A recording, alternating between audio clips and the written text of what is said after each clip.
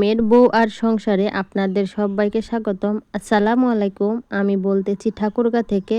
সবাইকে ভিডিওটা লাইক দিয়ে দেখার জন্য অনুরোধ করতেছি, কেননা আপনাদের একটা লাইক আমার এই ভিডিওটাকে আরো অনেকের কাছে পৌঁছে দিতে সাহায্য করে। যেহেতু একদমই নতুন, তাই আমি সবার ভালোবাসা চাচ্ছি, কারণ আপনাদের ভালোবাসা ছাড়া আমি সামনের দিকে অগ্রসর হতে পারবো না। আমাদের এদিকে তো মনে হচ্ছে পুরা দমে শীত চলে এসেছে। শীতের কাপড় তুলে দিয়ে আবার নতুন করে শীতের কাপড় বের করা হচ্ছে সবার জন্য।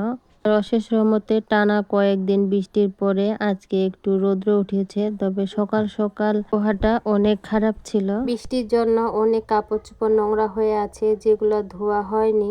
আজকে রোদ উঠেছে আর আবহাওয়াটাও অনেক ভালো আছে, তাই কিছু কাপড় ধুয়ে দিব।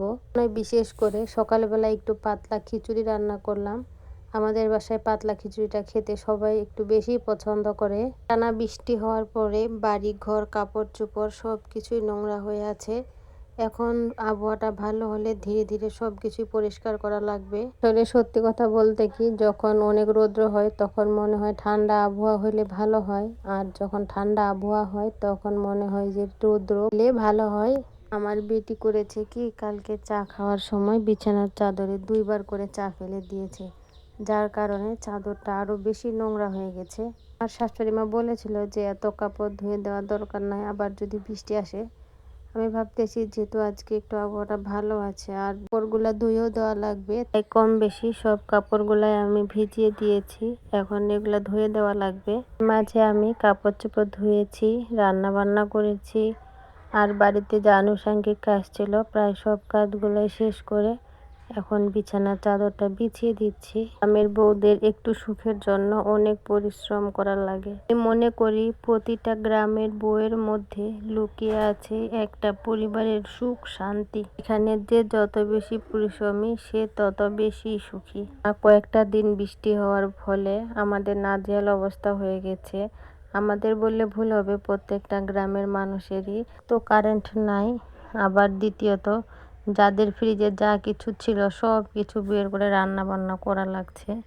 এখন মনে করেন সবার ফ্রিজই ফাঁকা, এখন আবার নতুন করে ফ্রিজে খাবার রাখা লাগবে। আগের মানুষেরা দিন বাজার করতো, দিন খাইতো সব কিছু টাটকা টাটকা, আর এখন ফ্রিজ ব্যবহার করার পর মনে হচ্ছে যদি ফ্রিজে কিছুদিনের খাওয়ার স্টক না থাকে তাহলে মনটা খালি বলে কখন এই ফ্রিজটা ভরবে, কখন আমি শান্তি পাবো।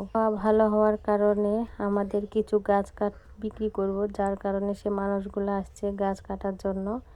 আর এর মাঝে আমার মেয়ে, শ্বশুর, শাশুড়ি একটু ফুপির বাসায় গিয়েছিল মেহমান, সেখান থেকে আবার তারা চলে এসেছে। আর সেখান থেকে ওরা কবুতর নিয়ে এসেছে। আমার ননদের বাসায় অনেক কবুতর আছে, তো কবুতরগুলো পোষার জন্য জবাই করতে দিব না, আর এই জন্য টুকরিতেও বাঁধে দিয়েছি। পরে আমার ননদ বলতেছে যে এগুলা তোমরা জবাই করে দাও, আর আমি আবার পালার জন্য অন্য কবুতর দিব। কারণে এই কবুতরগুলো আমরা জবাই করে দিয়েছি। জানি কবুতরগুলোর প্রতি আমার এমন একটা মায়া চলে এসেছে, এগুলা জবাই করার ইচ্ছাই করতেছিল না। ভিডিওর এই পর্যায়ে এসে বলতেছি প্লিজ ভিডিওটাতে একটা লাইক দিয়ে কন্টিনিউ করার জন্য, আর ভিডিওটা ভালো লাগলে চ্যানেলটি সাবস্ক্রাইব করে পাশে থাকার জন্য।